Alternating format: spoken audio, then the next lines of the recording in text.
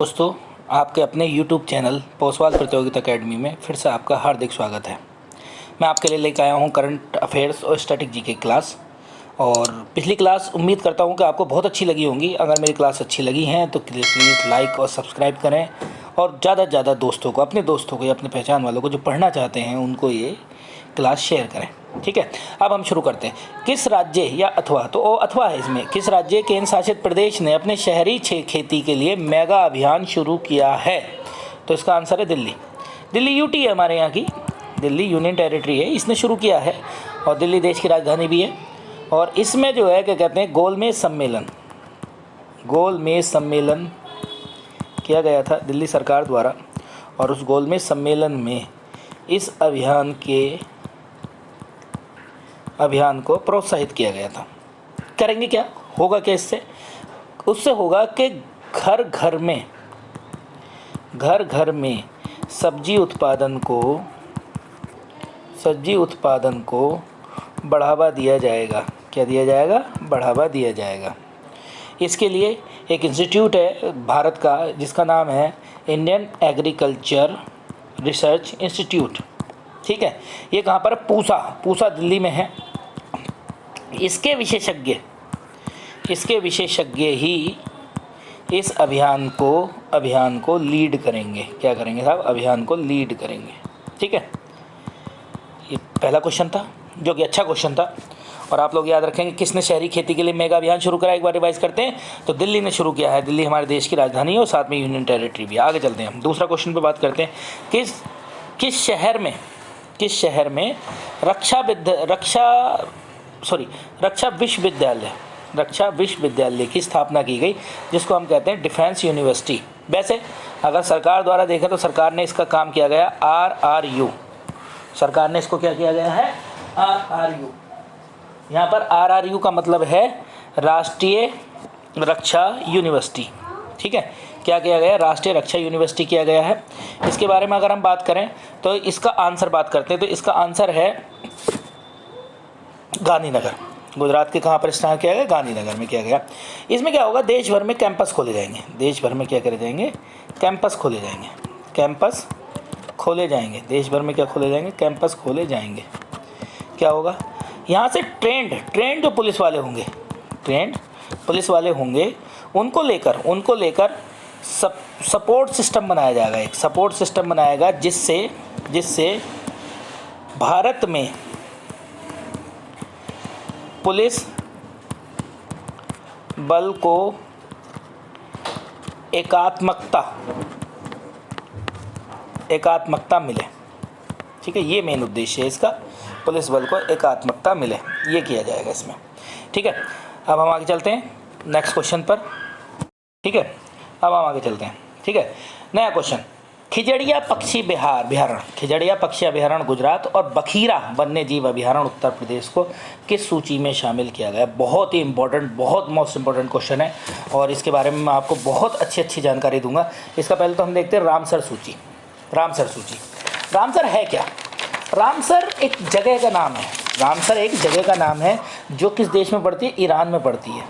कहाँ पड़ती है? ईरान में स्थित है। हुआ क्या था? पहले तो हम बात करते हैं स्थित क्या होता है। ईरान में रामसर में 2 फरवरी 1971 को एक सम्मेलन हुआ जिसका नाम था आर्द्र भूमि सम्मेलन। क्या नाम था साहब? आर्द्र भूमि सम्मेलन था। ठीक है, या इंग्लिश में इसको कहते हैं वेटलैंड समिट। क्या कहते हैं? वेटलैंड समिट कहते हैं। वेटलैंड समिट हुई थी और यहाँ पर एक चीज़ डिसाइड की गई थी जो बहुत इंपॉर्टेंट चीज़ है कि विश्व में ऐसी आर्द्र भूमि को संरक्षित किया जाएगा। क्या किया जाएगा? संरक्षित किया जाएगा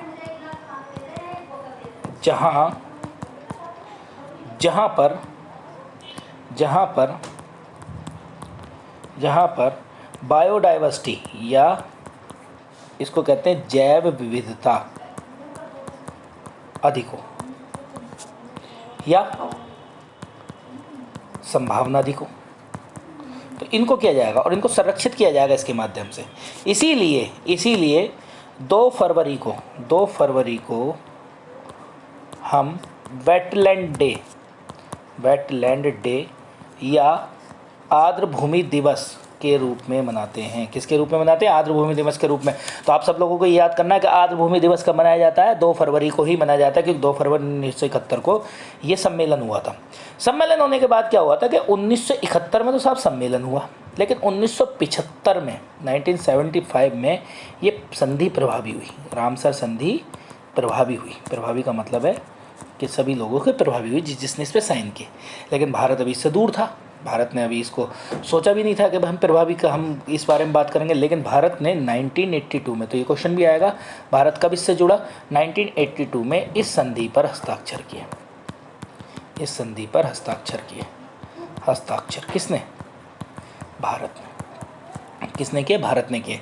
और भारत में जो है रामसर साइट्स का जन्म होना शुरू हुआ है। इसका मतलब रामसर साइट्स भारत में बनी। तो बात करते हैं इस समय वर्तमान में टोटल कितनी है। तो वर्तमान टोटल 49 रामसर साइट है भारत में।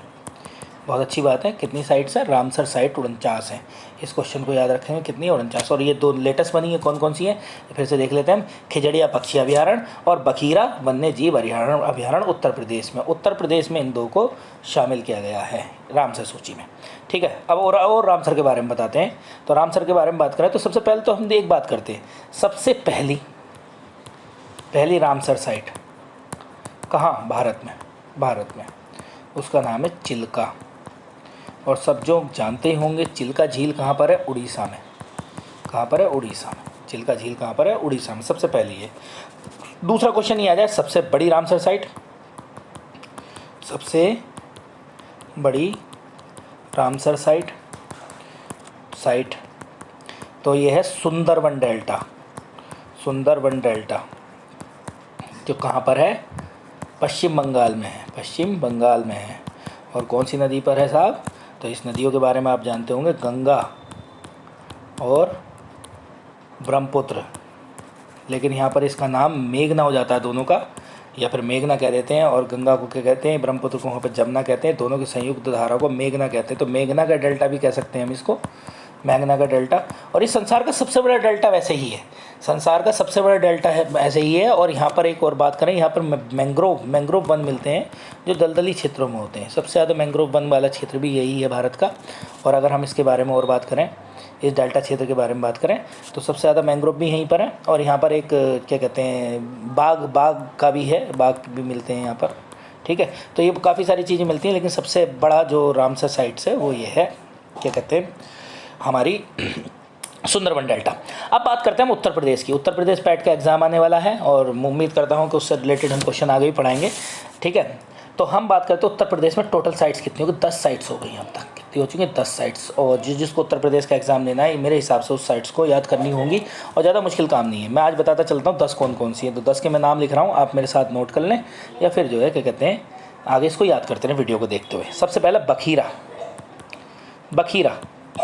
बखीरा जो अभी की गई है, तो ये संत कबीर नगर में। ये ज़रूर याद रखेंगे जिसको भी यूपी का एग्ज़ाम देना है, ये कहाँ पर है? संत कबीर नगर डिस्ट्रिक्ट में है।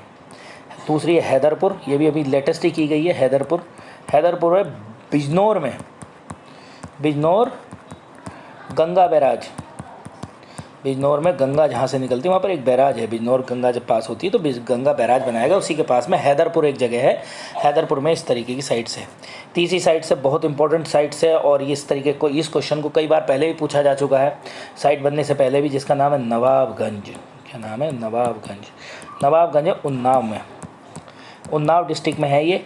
और इसका अब नाम कर दिया गया शहीद चंद्रशेखर आज़ाद अभ्यारण्य, आज़ाद पक्षी विहार, ये कर दिया गया। क्या कर दिया गया साहब? ये कर दिया गया है। तो आप लोग इसको ध्यान रखेंगे। नवाबगंज का उन्नाव में, इसका नाम है नया शहीद चंद्रशेखर आज़ाद पक्षी विहार। अब हम आगे चलते हैं। ठीक है, और साइट्स के बारे में बात करते हैं। ठीक है, तो ये हो गया। दूसरी साइट से हमारी सूर सरोवर कहाँ पर? आगरा। कहाँ पर है? आगरा। और आगरा में किस जगह है? तो यहाँ पर कीथम झील है, कीथम कीथम लेक में। तो याद रखेंगे, कभी अगर सूर सरोवर नाम से ना है, कभी पूछने लगे कीथम लेक कहाँ, उत्तर प्रदेश स्पेशल में, तो यहाँ पर कीथम लेक के नाम से इसको जानेंगे। ठीक है, अब हम आगे बात करते हैं अगली साइट्स पे। अगली कौन सी साइट्स है? केवला देव। कौन सी है? केवला देव। सॉरी, इसको हम बाद में बात करेंगे। केवला देव क्या था? यहाँ पर केवला देव तो राजस्थान की है, अभी थोड़ी देर बाद बात करेंगे। दूसरी पार्वती अर्गा। पार्वती अर्गा के बारे में बात करें तो पार्वती अर्गा गोंडा डिस्ट्रिक्ट में। ठीक है, इसको याद रखेंगे। दूसरी है समन या सामन भी कहते हैं। समन जो है ये पर है मैनपुरी में। फिर है समसपुर है रायबरेली। फिर अगर हम बात करें समसपुर के बाद है सांडी हरदोई। कहाँ पर है? हरदोई। सांडी कहाँ? हरदोई है। ठीक है, और फिर उसके बाद है सरसई नावर है इटावा। तो 10 मैंने बताई। एक आध छूट गई हो तो मैं फिर से रिवाइज़ करा देता हूँ आपको, फटाफट रिवाइज़ कर लें कौन सी कहाँ पर है। मैं बोलता जाऊँगा और आप अपने से मैच करते जाएं जिन जिन लोगों ने लिखा है। नंबर एक के बारे में बात करें तो बखीरा बताई हमने। बखीरा कहाँ पर बताई? संत कबीर नगर में बताई। दूसरी हैदरपुर बताई हमने। हैदरपुर कहाँ बताई? बिजनौर में बताई। फिर हमने तीसरी बताई नवाबगंज कहाँ पर है? उन्नाव में है, जिसका नाम शहीद चंद्रशेखर आज़ाद पक्षी अभ्यारण्य है। फिर उसके बाद करते हैं हम ऊपरी गंगा नहर। शायद इसकी ये मिस हो गई थी, मुझे लगता है कि ऊपरी गंगा नहर क्या है? गंगा के दो हैं, एक ऊपरी गंगा नहर है, एक निचली गंगा नहर है। तो ऊपरी गंगा नहर जो है क्या कहते हैं, इस मेरठ और इस सब की साइड्स पड़ती है, तो इस ऊपरी गंगा नहर को भी इसमें शामिल किया गया है। फिर उसके बाद करते हैं हम पाँचवीं है सूर सरोवर कहाँ है? आगरा है। छठी कहाँ पर है? पार्वती अर्गा है। पार्वती अर्गा कहाँ पर है? गोंडा में है। फिर उसका समन या सामन कहते हैं, मैनपुरी है। समसपुर कहाँ पर है? समसपुर है रायबरेली में। फिर उसके बाद 8वें नंबर की हमने बताई हरदोई, और 9वें नंबर की सांडी, हरदोई में सांडी। फिर हमने कौन सी बताई? इटावा में सरसई नावर कहाँ पर है? इटावा में है। फिर से देख लेते हैं एक बार। नंबर 1 हो गई बखीरा, नंबर 2 हो गई हैदरपुर, नंबर 3 हो गई नवाबगंज, नंबर 4 हो गई ऊपरी गंगा नहर, नंबर 5 हो गई सूर सरोवर, नंबर 6 हो गई पार्वती अर्गा, फिर नंबर 5 हो गई सामन, नंबर 7 हो गई समसपुर, नंबर 8 हो गई सांडी, और नंबर 9 हो गई सरसई नावर। एक कौन सी रह गई है भाई? ठीक है, देख लेंगे, चलो कोई सी रह गई है या फिर मैं बोल चुका हूँ, मुझे इतना वो नहीं रह गया। एक तो नहीं, ठीक है, चलो हम आगे बात करते हैं। अब हम बात कर रहे थे इसके बारे में, तो मैंने आप लोगों को बताया था कि पहली साइट कौन सी है। तो पहली साइट मैंने चिल्का बताई थी आप लोगों को। तो चिल्का के साथ एक और है, चिल्का और केवला देव, इनको दोनों को शामिल किया गया था। चिल्का प्लस केवला देव, किसको किया गया था? केवला देव को शामिल किया गया था। चिल्का प्लस केवला देव को इसमें शामिल किया गया था। ठीक है, इसको याद रखेंगे। तो पहली साइट्स कौन? ठीक है, तो यूपी की एक बार मैं रिवाइज कर लेता हूँ। थोड़ा सा मुझे कन्फ्यूजन से ये हो रहा है कि मैं शायद आपको पूरी लिखवाई। तो नंबर 1 बखीरा है, नंबर 2 हैदरपुर है, नंबर 3 नवाबगंज है, नंबर 4 ऊपरी गंगा है, नंबर 5 सूर सरोवर है, नंबर 6 पार्वती अर्गा है, नंबर 7 समन है मैनपुरी वाली, नंबर 6 समसपुर है, नंबर 7 सांडी है, नंबर 8 सरसई नवर है। ठीक है, फिर इसमें कन्फ्यूज़न है थोड़ा सा। चलिए हम आगे अगले क्वेश्चन पे चलते हैं। ठीक है, एशिया का सबसे बड़ा बायो सीएनजी प्लांट, तो एशिया का सबसे बड़ा बायो सीएनजी प्लांट, ठीक है, बायो सीएनजी प्लांट कहाँ लगाया गया है? तो ये लगाया गया है इंदौर में। कहाँ लगाया गया भाई? इंदौर में लगाया गया है। ठीक है, कहाँ लगाया गया है? इंदौर में लगाया गया है। इंदौर में लगाया गया है बायो सीएनजी प्लांट। सीएनजी क्या है? सीएनजी की फुल फॉर्म है कंप्रेस नेचुरल गैस। असल में सीएनजी होती क्या है? सीएनजी क्या है? एक प्राकृतिक गैस है। नेचुरल गैस का मतलब प्राकृतिक गैस। प्राकृतिक गैस क्या होती है? जो प्रकृति में पाई जाती है आसानी के साथ, सीएनजी है। लेकिन C4 क्या होता है? कंप्रेस्ड, और फिर ये गैस G4 गैस होता है। तो कंप्रेस कर दिया जाता है, इसको सुकोड़ दिया जाता है, समेट दिया जाता है, और उसके बाद इसको वाहनों में ईंधन के तौर पर प्रयोग किए जा सकते हैं। अच्छा, ये हम बात कर रहे हैं बायो सीएनजी प्लांट, तो जाहिर सी बात है कौन सा होगा? गोबर वाला होगा। कहाँ से होगा? गोवर्धन संयंत्र कहेंगे इसको, बायो सीएनजी प्लांट कहेंगे। और एशिया का सबसे बड़ा तो इंपॉर्टेंट तो अपने आप में हो गया। तो बायो सीएनजी प्लांट लगाया गया, तो किस लिए लगाया गया? आने वाले टाइम में सीएनजी का फ्यूल के रूप में प्रयोग कर सकें, जिससे प्राकृतिक रूप से ये हम इसको बना सकते हैं। अगर हम बात करें सीएनजी के बारे में, तो सीएनजी में एक कार्बन होता है। कितना कार्बन होता है? एक कार्बन होता है। इसी वजह से ये हमारा प्रदूषण कम करती है। और सीएनजी असल में क्या है? मीथेन गैस है। एक तरीके से मीथेन गैस मान सकते हैं हम, CH4। तो इसमें भी कार्बन की एक ही मात्रा होती है। ये कहाँ मिलती है? तो सबसे ज़्यादा मिलती है धान के खेत से। कहाँ से मिलती है? धान खेत से मिलती है।